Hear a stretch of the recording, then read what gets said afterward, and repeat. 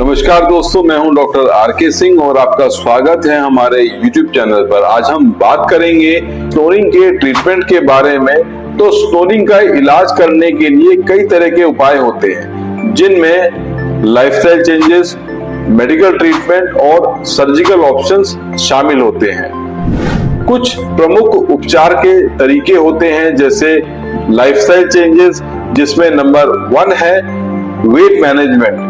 वजन का बढ़ना स्नोरिंग के लिए एक मुख्य कारण बन सकता है। वजन कम करने से नाक और गले के फैट कम हो जाते हैं, जिससे हवा के रास्ते साफ हो जाता है। नंबर 2 है अवॉइड अल्कोहल एंड सेडेटिव्स।